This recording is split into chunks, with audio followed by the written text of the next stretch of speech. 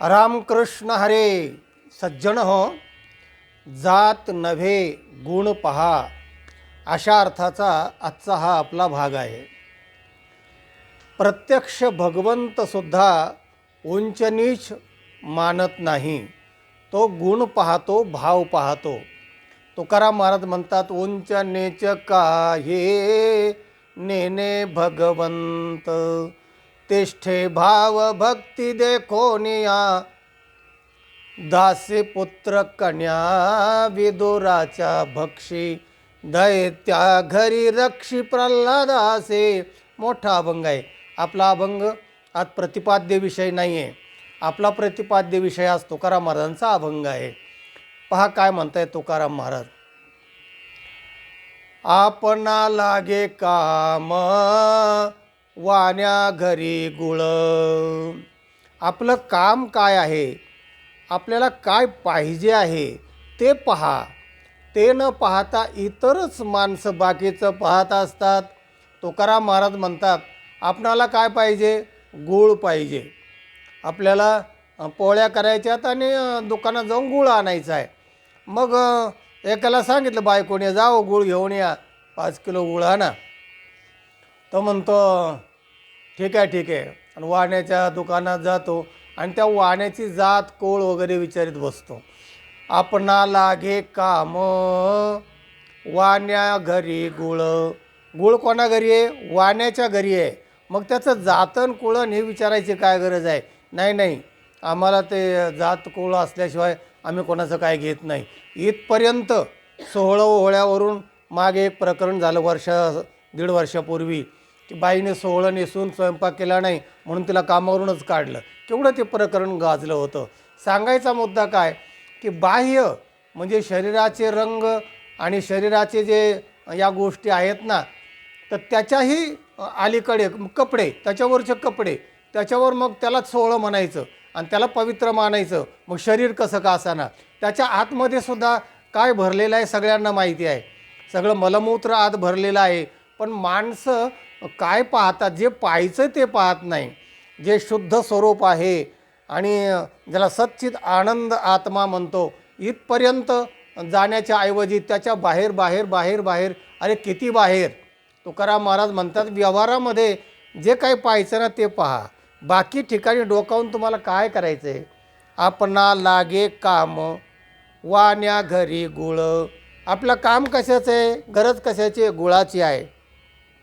त्याचे या ते कोळ काय किजे. त्या मारवाड्याची म्हणजे त्या वाण्याचं याती म्हणजे जात आणि कुळ काय गरज आहे? पण त्याचा तपशील माणसं विचारतात. नाही, आम्ही काय शुद्ध लोकांकडूनच घेतो. आणि मग ते का अशुद्ध असतात का? तुला काय पाहिजे? तर गूळ पाहिजे. त्याच्याशी सोयरीक करायची आहे का त्याच्याशी काय व्यवहार करायचे आहेत का? नाही. आणि मग इतर कशाला तो नसते ते उकिरडे उकरतो. दुसऱ्या चरणामध्ये महाराज म्हणतात, उकिरड्यावरी वाढली तुळस. उकिरड्यावरी वाढली तुळस. तुळस आपल्या हिंदू धर्मातला एक पवित्र वृक्ष आहे. वृक्ष म्हणण्यापेक्षा त्याला देवस्वरूप आपण म्हणतो. तुळस म्हणजे अति पवित्र आहे. तुलसी श्री सखे शिवे असं म्हटले, पाप हारिणी पुण्य दे.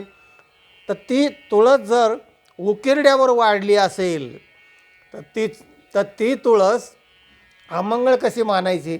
उकिरड्यावरी वाढली तुळस, टाकावी ते कैसी ठाया गुणे. ठाय म्हणजे जागा. त्या जागेच्या कारणाने तुळस त्यागायची का? नाही म्हणले, ती उकिरड्यावर वाढलेली आहे. अरे वाढली उकिरड्यावर, पण ती तुळस आहे ना, तिचे जे गुण आहेत ना ते सगळे तसेच आहेत. तेव्हा त्या ठिकाणावरूनही आपण चांगल्या वस्तूचा त्याग करतो. काही जातीवरून चांगल्या वस्तूचा आपण त्याग करतो. नाही, त्या जातीचा येतो त्यामुळे आमची सोयरीक नाही जमायची, किंवा अन्य कारणं असतील, त्याचं आमचं पटत नाही का, तो हलक्या जातीचा आहे. तर तुळस जर उकिरड्यावर वाढली तर ती काय टाकून द्यायची का? तुकाराम महाराज म्हणतात. तिसऱ्या चरणात महाराज म्हणतात, गायीचे ते भक्ष अमंगळ खाय. गायीचे ते भक्ष अमंगळ खाय. गाय इरवाड करते म्हणतात. म्हणजे खेडेगावची भाषा आहे. तेव्हा गायीने जरी इरवड केलं, म्हणजे गायीने जरी हागंदारीतला काही घाण खाल्ली, तर तिचे दूध काय सेवू नये. तर तिने काय खाल्लं हे पाहू नका, तिचं दूध पवित्र आहे ना, तर मग ते दूध काय खायचं नाही का? नाही नाही म्हणले, ते काहीतरी खाती गाय आणि त्यामुळे आम्ही दूध नाही खात. असं नका करू, असं तुकाराम महाराज म्हणतात. तो का म्हणे काय सालपटासी काज, फणसाचे बीज काढून घ्यावे. तो का म्हणे काय सालपटासी काज. सालपट जे वरचं आहे ना, तर त्याच्याकडे कशाला पाहता, कवराकडे बघता कशाला? मजकूर काय चांगला आहे का ते बघा. कवर काय भुललासी वरलिया रंगा, असा एक आपला व्हिडिओ झाला आहे, तो जरूर पहा, की माणसं वरच्याच रंगाला कसं हे होतात. मेकअप चांगलं पाहिजे, मग आत गुरं येणारे किंवा खिडकी का माणूस असे ना, मेकअप चांगला आहे बा, सुंदर दिसतंय ना. अरे वरल्या रंगाला कशाला भुलतं बाबा. वरचं पॅकिंग चांगलं असलं की आत कुठलाही माल असला तरी चालतो. लोकांना पॅकिंगकडे पाहून बरेच माल खापतात. तेव्हा तुकाराम महाराज म्हणतात, वरचं सालपट कशाला बघता हो. तो का म्हणे काय सालपटाशी काम. सालपट, आणि त्याला उदाहरण दिले, फणसातील बीज काढून घ्यावे. फणसामध्ये गर असतात, गोड गोड असे गोल गर असतात आणि फार चांगले असतात. ते खायला फार सकस आणि चौफेर आहार असे ते गर असतात. तर महाराज म्हणतात ते काढून घ्यायचे आणि ते खाण्याच्या ऐवजी त्याचे जे सालपट आहे ना वरचं फणसाचं, तेच पाहत बसतो. अरे काटे त्याला, आणि बरोबर नाही, सालपटले जाडे, तुला करायचं काय, गर खायचेत ना. किती छान छान उदाहरण दिलेत बघा. तेव्हा वरचं कवर किंवा वरच्या गोष्टीवरून चांगल्याचं त्याग करू नका, तर ते चांगलं गुणग्राही बना, असा त्याचा अर्थ आहे. आपण एक दृष्टांत पाहूया, म्हणजे हा अर्थ अधिक स्पष्ट होईल. काशी क्षेत्रामध्ये शंकराचार्य बरेच दिवस थांबले. सगळा दिग्विजय करता करता फिरले आणि मग त्यांना असं वाटलं की काशीमध्ये जास्त पंडित आहेत, त्यामुळे त्यांचं खंडन केलं पाहिजे, म्हणून काशीमध्ये बराचसा मुक्काम त्यांनी वाढवला. तर त्या मुक्कामात असताना भगवान शंकर, त्यांना असं वाटलं की शंकराचार्य हे फार द्वैत मानतात आणि जातीवरून तिरस्कार करतात, वर्णव्यवस्था मानतात, या सगळ्या गोष्टी, आणि म्हणून भगवान शंकराचार्यांचा गर्वहरण करण्यासाठी, त्यांचं द्वैत नाहीसं करण्यासाठी आणि त्यांना सामान्य बनवण्यासाठी प्रत्यक्ष भगवान शंकराने एका चांडाळाचं रूप घेतलं आणि सगळे शरीरावर घाण कपडे, मलिन कपडे, ते शरीरावर सगळे विद्रूपपणा शरीर, एक कुत्रबरोबर घेतलं असं कडेवर, आणि असं सगळं विद्रूप चांडाळाच असतो. आणि झालं, भगवान शंकराचार्य तिकडून येत आहेत, भागीरथीचं स्नान करून चाललेले आहेत विश्वेश्वराच्या दर्शनाला, आणि हा चांडाळ मुद्दाम समोर गेला त्याच्या. तर शंकराचार्याने ते पाहिलं, अरे हा चांडाळ अपसार्यताम, बाजूला हो बाजूला हो म्हणाले, शिवू नको. तो चांडाळ मुद्दामच परीक्षा घेण्यासाठीच आला होता. तर तो असाच गंभीर उभा राहिला आणि अगदी भेदक नजरेने शंकराचार्याकडे पाहू लागला. शंकराचार्य म्हणता, अरे काय काय सांगतोय मी, तो बाजूला हो, अपसर्यताम, बाजूला सरक. तो काय बाजूला सरकत नाही, आणि तिसऱ्यांदा म्हणायला लागण्याच्या अगोदर हा चांडाळ म्हणतो, का हो तुम्ही शंकराचार्य म्हणतात ते तुम्हीच का? हो म्हणले, तू कसं ओळखलं? म्हणले, नाही तुमची प्रसिद्धी फार आहे ना, आणि तुम्हाला सगळे लोक ओळखतात, तसं मी ऐकून होतो, पण आता बरं झालं तुम्ही भेटलात. तर तुम्ही ज्याला बाजूला सरक असं म्हणता, तर तो कोणाला म्हणताय तुम्ही बाजूला सरक? देहाच्या दृष्टीने म्हणत असाल तर देह पंचमहाभूतांचा माझा आणि तुमचा सारखाच आहे. पंचमहाभूत आणि ते तुमचे पंचमहाभूत, याच्या आतमध्ये जे मन बुद्धी चित्त आणि अहंकार हे अंतःकरण चतुष्टय आहे, ते तुमचं आणि माझं सारखंच आहे.